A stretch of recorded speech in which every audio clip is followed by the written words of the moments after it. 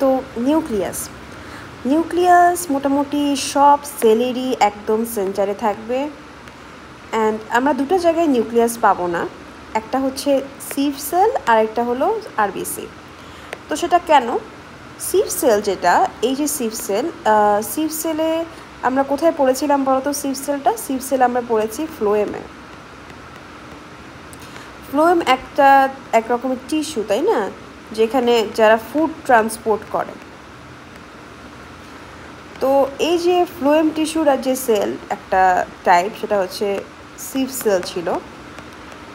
এখন এই যে সিভ সেল, সে যে ফুড ট্রান্সপোর্ট করে, তার ফুড ট্রান্সপোর্টিংয়ের জন্য স্পেস দরকার, ঠিক আছে?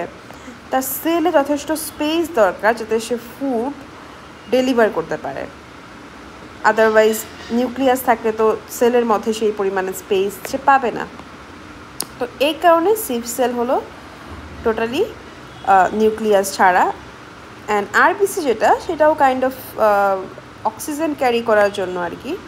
সে মেনলি নিউক্লিয়াস নাই তার, অ্যান্ড সে হচ্ছে তার হিমোগ্লোবিনের জন্য যাতে মোর স্পেস সে পায়। দ্যাটস ওয়াই রেড ব্লাড সেলের কিন্তু তোমার নিউক্লিয়াস নাই। সেটা কীরকম দেখো, রেড ব্লাড সেল যখন ফার্স্ট টাইম বোন ম্যারো থেকে তৈরি হয়েছিল, বোন ম্যারো থেকে যখন রেড ব্লাড সেলগুলো তৈরি হচ্ছে, তখন যখন ইম্যাচিউর অবস্থায় ছিল, তখন কিন্তু তার ঠিকই কী ছিল, নিউক্লিয়াস ছিল।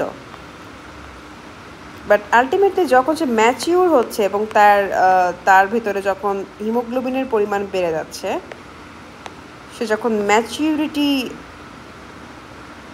গেইন করছে, তখন যখন হিমোগ্লোবিনের পরিমাণ তখন বেড়ে যাচ্ছে, তখন কিন্তু সুন্দর মতনে যে নিউক্লিয়াসটা ছিল সেটা একদম বাইরে বের হয়ে আসলো, অ্যান্ড পুরাটা স্পেসে সে হিমোগ্লোবিনটাই ক্যারি করলো, ঠিক আছে? তাহলে এই জন্যই বলেছে, ম্যাচিউর শব্দটা একটু খেয়াল রাখো, যে এই যে ম্যাচিউর রেড ব্লাড সেল আর ম্যাচিউর সিভ সেলস যখন তারা তাদের কাজ করা শুরু করলো, তাদের কাজের স্বার্থে তারা নিউক্লিয়াসটাকে বাদ দিয়ে দিল। ওকে, তো আসো আমরা একদম স্ট্রাকচারে যাই। এটা হচ্ছে নিউক্লিয়াসের স্ট্রাকচার। এখানে মেনলি আমরা দেখব যে মাঝখানে নিউক্লিওলাস আছে, তারপর এই জায়গাগুলো চারপাশে আছে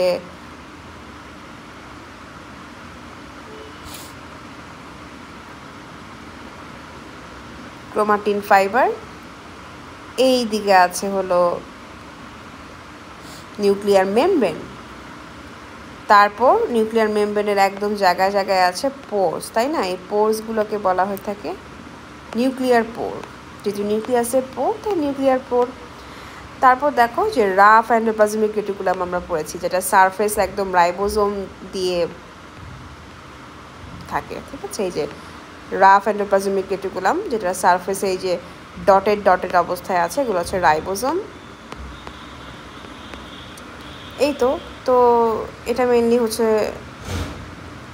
নিউক্লিয়াসের স্ট্রাকচারটা। আমরা একটা জিনিস দেখাই, সেটা হচ্ছে নিউক্লিওপ্লাজমটা।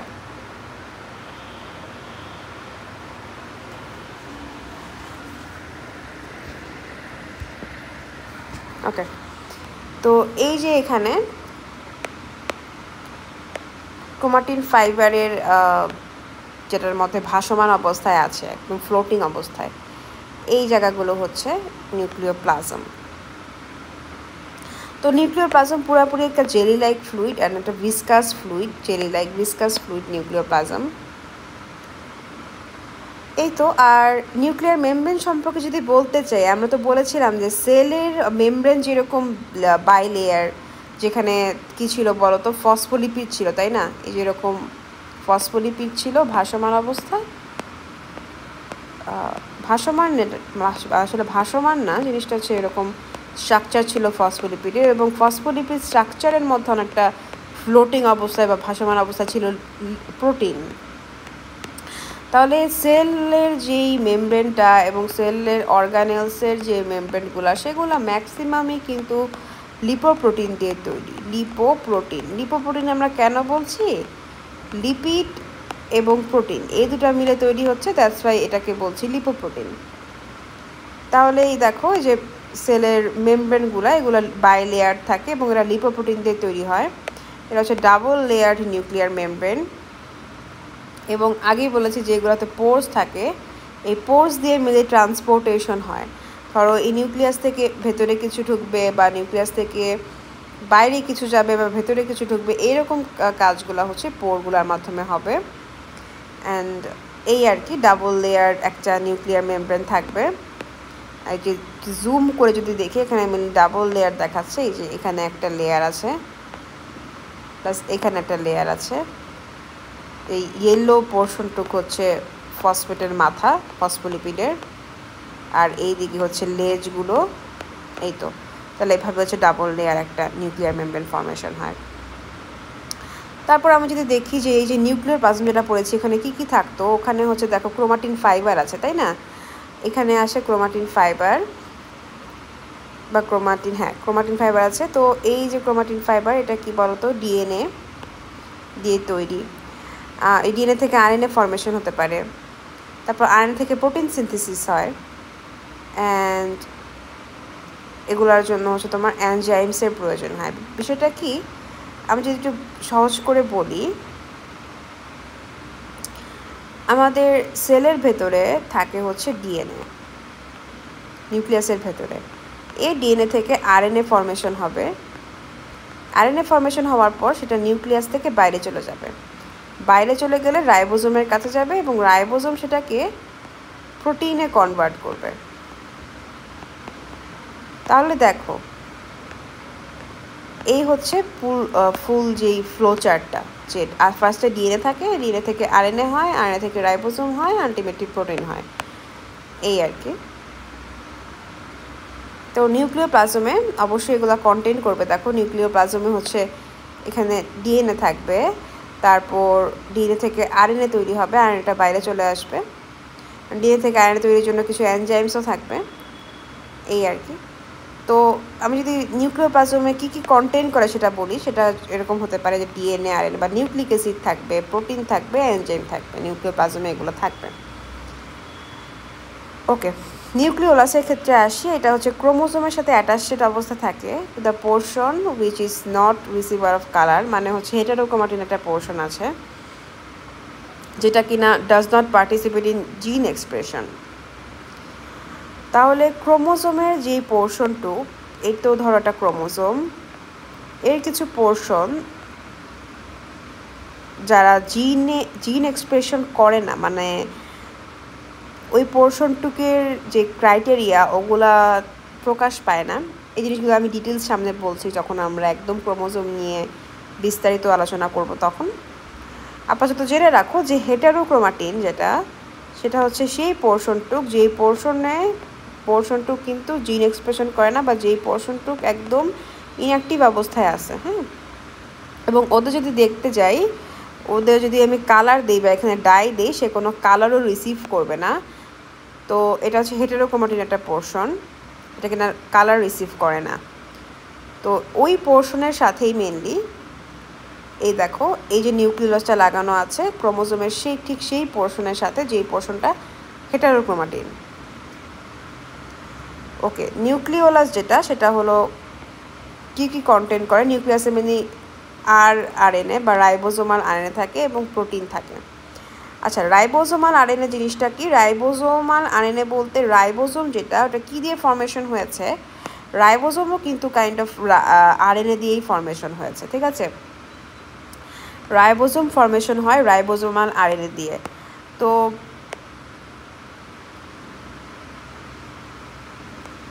রাইবোজোমাল আরএনএ, আরএনএ মানে হচ্ছে রাইবোজোমাল আরএনএ। আরএনএ অনেক রকমের হতে পারে, তার মধ্যে একটা আছে আরএনএ, একটা হচ্ছে এমআরএনএ বা মেসেঞ্জার আরএনএ। যেই আরএনএ থেকে রাইবোজোম প্রোটিন তৈরি করেছিল, এই যে মেসেঞ্জার আরএনএ, সেটা ছিল মেসেঞ্জার আরএনএ, ঠিক আছে? এবং রাইবোজোম যেটা দিয়ে তৈরি সেটা হচ্ছে রাইবোজোমাল আরএনএ। এখান থেকে এই ডিএনএ থেকে আরএনএ তৈরির পরে যে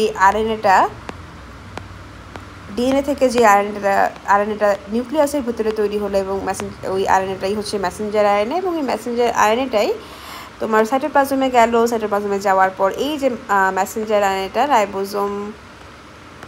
রাইবোজোম ওই মেসেঞ্জার আরএনএ থেকে আলটিমেটলি প্রোটিন তৈরি করলো।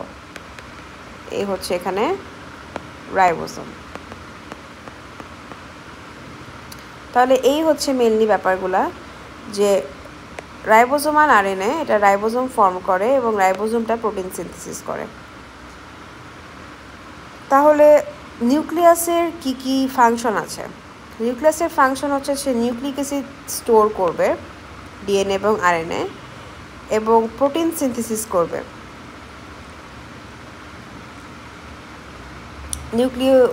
নিউক্লিওলাস আর কি প্রোটিন সিনথেসিস করবে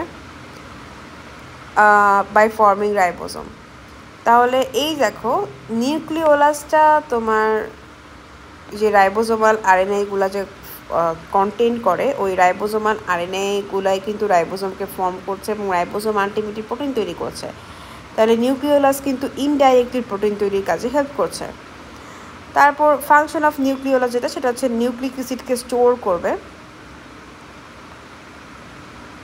যেমন আরএনএকে স্টোর করছে, রাইবোজোমাল আরএনএকে স্টোর করছে, এই কারণে আমি বলছি নিউক্লিক অ্যাসিড স্টোর করছে। আর রাইবোজোমাল আরএনএ তো রাইবোজোম ফর্ম করছে এবং রাইবোজোম থেকে প্রোটিন তৈরি হচ্ছে, দ্যাটস ওয়াই আমি বলছি প্রোটিন সিনথেসাইজ হচ্ছে। তাহলে যেটা বলেছিলাম যে ক্রোমোজোম, তারপর ক্রোমোজোম থেকে কিভাবে আস্তে আস্তে আস্তে আস্তে এভাবে ক্রোমাটিন ফর্মেশন হলো, এই জিনিসগুলো আমরা একটু খেয়াল করবো এখন। দেখো এখানে দেখো আমি সবচেয়ে ছোটটা একদম দেখাই, এটা হচ্ছে ডিএনএ। এটা আমাদের অনেক পরিচিত স্ট্রাকচার, যেটা হচ্ছে ডিএনএ। ডাবল হেলিক্স বলে এটাকে, ডাবল হেলিক্স। এই যে একটা হেলিক্স মানে একটা প্যাচ, এটা একটা প্যাঁচানো স্ট্রাকচার সিঁড়ির মতো, এইখানে আরেকটা প্যাঁচানো স্ট্রাকচার, এই জন্য দুটা যেহেতু এই জন্য ডাবল হেলিক্স বলে। যাই হোক, এই হলো ডিএনএ। এই ডিএনএগুলো হচ্ছে দেখো এই ডিএনএটাকে যদি আমি জুম আউট করি আরও, ঠিক আছে, আমি আরও জুম আউট করে দেখছি এটা, এই জায়গাগুলো দেখো, এই ডিএনএগুলা দেখো, এখানে ডিএনএগুলো আর অনেক পেঁচানো অবস্থায় আছে, অনেক পেঁচানো অবস্থায় তারা এই যে হিস্টোন নামক একটা প্রোটিন আছে, হিস্টোন প্রোটিনের গায়ে পেঁচিয়ে যাচ্ছে এই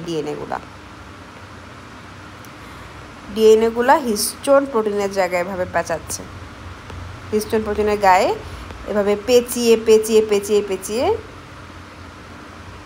কয়েল ফর্মেশন করছে। এবং এই কয়েলগুলো দেখো আলটিমেটলি কি হচ্ছে, আরও কয়েল ফর্মেশন হচ্ছে, তাই না? হিস্টোন প্রোটিনের গায়ে যখন গিয়ে এরা লাগলো, তাই না, হিস্টোন প্রোটিনের সাথে যখন এই যে ডিএনএ গিয়ে লাগলো, তখন কিন্তু এটাকে আমি বলছি নিউক্লিওসোম ফর্মেশন হচ্ছে। তো এই যে এই কয়েলগুলা ফর্মেশন হচ্ছে, এই কয়েলগুলো আস্তে আস্তে আরও পেঁচাচ্ছে নিজেদের মধ্যে, তখন এগুলা সুপার কয়েলে ফর্মেশন হচ্ছে, সুপার কয়েল। এই সুপার কয়েলগুলা আরও পেঁচাতে পেঁচাতে পেঁচাতে পেঁচাতে দেখো ক্রোমোজোমে কনভার্ট হলো। তো এই গেল ক্রোমোজোমের স্টেজটা, ঠিক এরকম। আচ্ছা, একটা জিনিস ক্লিয়ার করে রাখি, কখন ক্রোমোজোম থাকে এবং কখন ক্রোমাটিন ফাইবারটা থাকে। আমি যদি একটু ক্লিয়ারলি বলি যে ক্রোমোজোম থাকে সেলের ভিতরে যখন সেলের ডিভিশন স্টেজে থাকে, আর নর্মালি ম্যাক্সিমাম টাইমে সেলের ভিতরে ক্রোমাটিন থাকে। তাহলে আসো ক্রোমাটিনটা কীভাবে, ঠিক একইভাবে ফর্মেশনটা আমি একটু খেয়াল করি।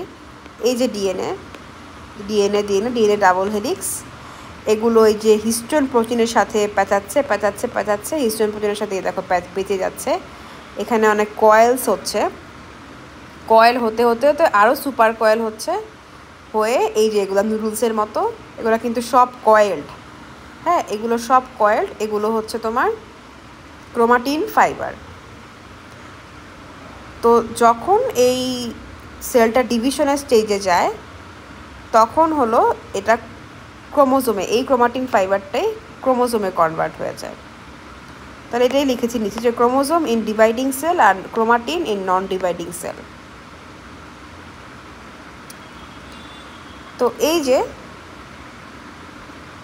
এটা ধরো একটা ক্রোমাটিন ফাইবারের এটা একটা ক্রোমাটিন। এটা আলটিমেটলি রেপ্লিকেশন হয়, মানে এই যে এটা ছিল আগেরটা, এই কি বলবো, আর্ম বলতে পারো এগুলাকে,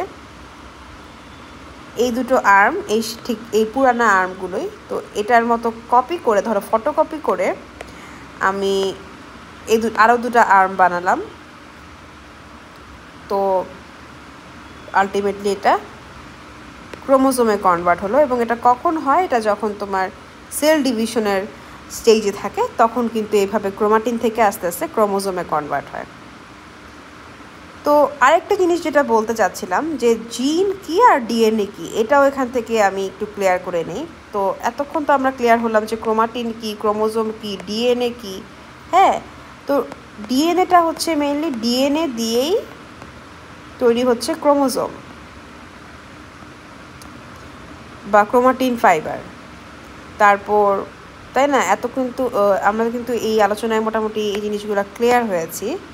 এখন আমি জিন আর ডিএনএ কি, এই দুটো জিনিস যদি একটু ক্লিয়ারলি বলি, আমি একটু ক্লিয়ারলি যদি একটু বলতে চাই, এখানে এই দেখো, এই হচ্ছে ডিএনএ একটা ডাবল হেলিক্স। তো এখানে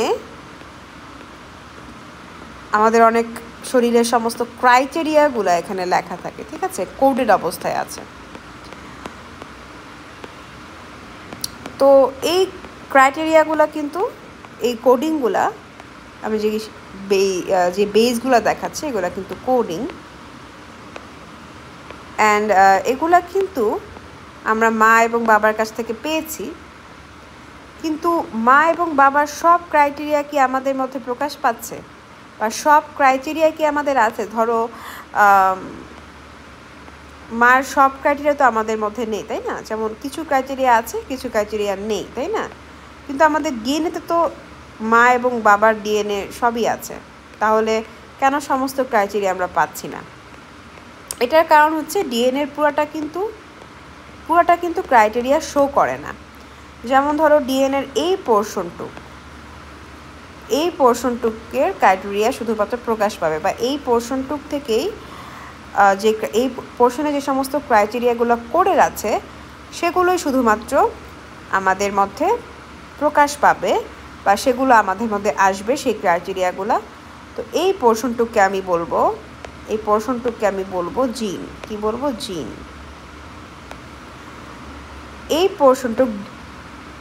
এই পোর্শনটুকির থেকে আলটিমেটলি আরএনএ তৈরি হবে, এবং আরএনএ থেকে প্রোটিন তৈরি হবে, এবং প্রোটিন এর মাধ্যমে আমাদের সমস্ত ক্রাইটেরিয়াগুলো প্রকাশ পায়। যেমন আমাদের ধরো এই পোর্শনে লেখা আছে, কোডেড করা আছে যে আমার মার চুল লাল বা ব্রাউন। হ্যাঁ, তো যেহেতু এটা জিনের মধ্যে পড়ে গেছে এবং এটার ক্রাইটেরিয়া প্রকাশ পাবে, তাহলে এই পোর্শন থেকে আরএনএ ফরমেশন হচ্ছে, এবং লাল চুলের প্রোটিনগুলো ফরমেশন হবে, লাল চুলের প্রোটিনগুলো তৈরি হবে, এবং চুলটা আমাদের তখন লাল হয়ে যাবে বা ব্রাউন হয়ে যাবে। যাই হোক, আর এই দেখো ডিএনএর এই পোর্শনগুলা, এই বাকি পোর্শনগুলা, এগুলো কিন্তু কোনো ক্রাইটেরিয়া শো করছে না, তো এগুলো জিনের মধ্যে পড়বে না। তাহলে এই হচ্ছে ডিএনএ এবং জিন। এই ডিএনএ এবং জিনের মধ্যে যেই পার্থক্য, এদের মধ্যে সম্পর্ক যাই বলো।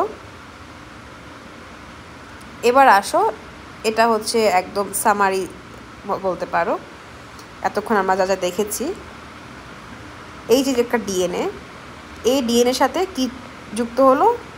এই যে ভেতরে হিস্টোন প্রোটিন, এবং এর চারপাশে হচ্ছে ডিএনএ পেঁচিয়ে যাচ্ছে। ডিএনএ প্লাস হিস্টোন প্রোটিন মিলে তৈরি হচ্ছে নিউক্লিওসোম। এই নিউক্লিওসোমটা নিজেদের মধ্যে আরও কয়েল হচ্ছে। দেখো, এই যে একটা নিউক্লিওসোম না, এই যেই নিউক্লিওসোমটা আমরা এখানে দেখেছি, এইখানে সেটা হচ্ছে এই ইন্ডিভিজুয়াল নিউক্লিওসোমটা, ঠিক আছে? তো এরকম আরও অনেক নিউক্লিওসোম নিজেদের মধ্যে পেঁচিয়ে যাচ্ছে। এটা একটা নিউক্লিওসোম, এটা একটা নিউক্লিওসোম, এগুলো নিউক্লিওসোম, এটা নিউক্লিওসোম, এটা নিউক্লিওসোম, এরকম করে অনেক অনেক নিউক্লিওজোম, এই নিউক্লিওজোম একে এক অপরের সাথে পেঁচিয়ে যাচ্ছে এবং কয়েল হচ্ছে। তাহলে নিউক্লিওজোম কয়েলড ইন্টু, কয়েল হয়ে কী ফর্মেশন হচ্ছে, nucleosome coiled into chromatin. Chromatin বলতে পারে একটা complex structure compose of DNA and protein, তাই না? তাহলে আমি বলতে পারি ক্রোমাটিন জিনিসটা কি? ক্রোমাটিন হচ্ছে একটা কমপ্লেক্স স্ট্রাকচার যেখানে ডিএনএ আছে প্লাস হচ্ছে প্রোটিন আছে, ডিএনএ আছে প্লাস প্রোটিন আছে, সেটা মিলে হচ্ছে ক্রোমাটিন ফর্মেশন হচ্ছে। তাহলে এই গেল আমাদের ক্রোমাটিন ফিলামেন্ট। তারপর এই ক্রোমাটিন ফিলামেন্ট ফার্দার আরও কনডেনসেশন হলো, ক্রোমাটিনগুলো নিজেদের মধ্যে আরও পেঁচিয়ে গেল, তখন ক্রোমাটিন আরও ক্রোমাটিন ফিলামেন্ট আরও ফার্দার কনডেনসেশন হয়ে ক্রোমাটিন রেটিকুলাম গঠন করলো। অ্যান্ড ক্রোমোজোম এটা কখন, এটা যখন সেল ডিভিশন হবে তখন সেই স্টেজে, রেস্টিং স্টেজে সেল এই পর্যন্তই এসে তার ফর্মেশন কমপ্লিট করবে, বা যখন সে ডিভিশনাল স্টেজে যাবে তখন কী হবে, ক্রোমাটিনগুলা থিকার হয়ে যাবে, অ্যান্ড থিকার হওয়ার পরে থিকার আর শর্টার হবে হয়ে ক্রোমোজোম ফর্মেশন করবে। ঠিক যেরকম আমি এখানে দেখেছিলাম, এই যে এখানে একটা ক্রোমাটিন, এই ক্রোমাটিনটা আস্তে আস্তে এখানে দেখো থিক হচ্ছে এবং শর্টার হচ্ছে। এই যে ক্রোমোজোমটা কিন্তু হাইটে ক্রোমাটিন থেকে শর্ট এবং থিকার তুলনামূলক, কিন্তু কম্পারেটিভলি এটা থিকার।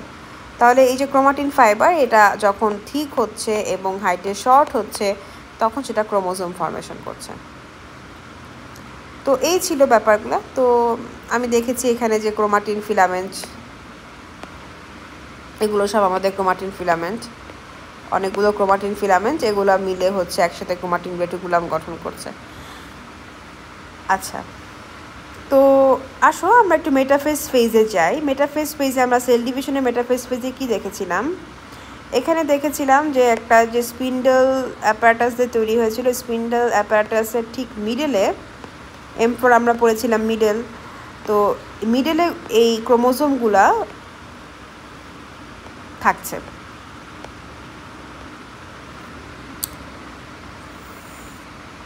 এবং তারা একদম মেটাফেজ শেষের দিকে, মেটাফেজের পরে তো অ্যানাফেজে তো এরা দুই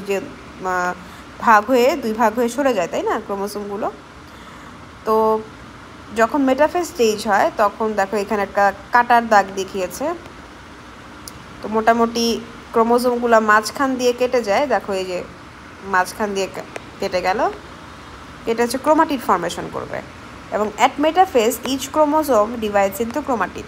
তো এগুলার যদি তোমরা সেল ডিভিশন চ্যাপ্টারটা না পড়ে থাকো, আমি বলবো যে এই চ্যাপ্টারটা রিভিশন দিয়ে আসো, তো মেটাফেজ সম্পর্কে আরও ভালো মতো বুঝতে পারবে তোমরা তখন।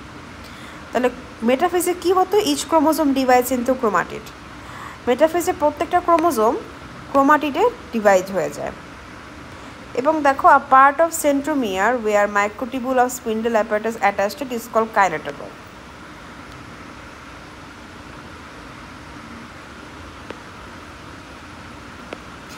আচ্ছা, এই দেখো ক্রোমাটিডের অনেকগুলো পোর্শনে আমরা একটু দেখি যে কী কী পোর্শন আছে এদের। যে ক্রোমাটিডের একটা লং আর্ম আছে, একটা শর্ট আর্ম আছে। আচ্ছা, এটা তো ইকুয়াল দেখা যাচ্ছে। এই দেখো একটু শর্ট করে দিই, ক্রোমাটিডের একটা আর্ম একটু শর্ট থাকে আর একটা আর্ম একটু লং থাকে আর একটা আর্ম একটু শর্ট থাকে, ঠিক আছে? তাহলে ক্রোমাটিডের দুটো আর্ম আছে, লং আর্ম শর্ট আর্ম, মাঝখানে যেই পোর্শনটা সেটা হচ্ছে সেন্ট্রোমিয়ার। তাহলে এই যে সেন্ট্রোমিয়ার, এই সেন্ট্রোমিয়ারের সাথে কি কি অ্যাটাচড হয় সেটা হচ্ছে স্পিন্ডল অ্যাপারেটাসের মাইক্রোটিবুল অ্যাটাচড হয়, এবং এই জায়গাটাকে আমরা বলবো কাইনেটোকোর। কি বলবো? কাইনেটোকোর। দেখো এই যে আমি যদি একটু জুম করি, এই যে এখানে স্পিন্ডল অ্যাপারেটাস কমাইতে হবে। আচ্ছা, এই স্পিন্ডল অ্যাপারেটাস, এখানে সেন্ট্রিওল, আচ্ছা সেন্ট্রোমিয়ার, সরি, এখানে সেন্ট্রোমিয়ার, এখানে দেখো আর্মস দুটো, শর্ট আর্ম এবং লং আর্ম। এই স্পিন্ডল অ্যাপারেটাসটা এই সেন্ট্রিওলকে ক্রস করে গিয়েছে, এবং এই যে এই জায়গাটুককে আমরা বলবো কাইনেটোকোর। যদি আরেকটু দেখো, আরেকটু ক্লিয়ারলি আমি যদি একটু বোঝার চেষ্টা করি, এই যে ঠিক যেই পোর্শনে এই পুরাটুক সেন্ট্রোমিয়ার হচ্ছে এই পুরাটুক, এই যে এই পুরাটুক সেন্ট্রোমিয়ার, এবং যেই পোর্শনে মাইক্রোটিবিউল যেগুলা তোমার স্পিন্ডল অ্যাপারেটাসে মাইক্রোটিবিউল যেই পোর্শনে অ্যাটাচড হয়েছে সেই পোর্শনটাকে বলবো কাইনেটোকোর। কি বলবো? কাইনেটোকোর। এবং দেখো আগের মতো শর্ট আর্ম লং আর্ম, এটা হচ্ছে তোমার শর্ট আর্ম এবং এই দুটো হচ্ছে তোমার লং আর্ম। তো ক্রোমোজোমের মধ্যে দুইটা আর্ম আছে, একটা হচ্ছে শর্ট আর্ম আর একটা হচ্ছে লং আর্ম।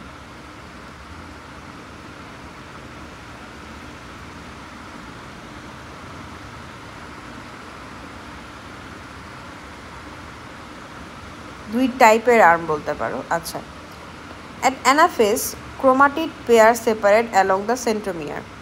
তো অ্যানাফেজে কী হয়, যে ক্রোমাটিডগুলো ভাগ হয়ে গেছে মেটাফেজে, তারপর এরা হচ্ছে অ্যাওয়ে। অ্যানাফেজে আমরা কি পড়েছিলাম? Away, anaphase away. তাহলে এরা অপোজিট যেই পোল, এই পোলের দিকে যাওয়া শুরু করে। এখানে কিন্তু একটা কি বলবো, each chromatid considered a single chromosome. এখানে প্রত্যেকটা ক্রোমাটিড একটা সিঙ্গেল ক্রোমোজোম হিসেবে কাজ করা শুরু করে, অ্যান্ড এরা ইন্ডিপেন্ডেন্ট হয়ে যায়, পরে আলটিমেটলি তো সেল ডিভিশন পর্যায়ে চলে যায়, because it function as independent units carrying জিন ইনফরমেশন। এই তো এই ক্রোমোজোমগুলো হচ্ছে এখন ইন্ডিপেন্ডেন্টলি দুটো সেল ফরমেশন করবে।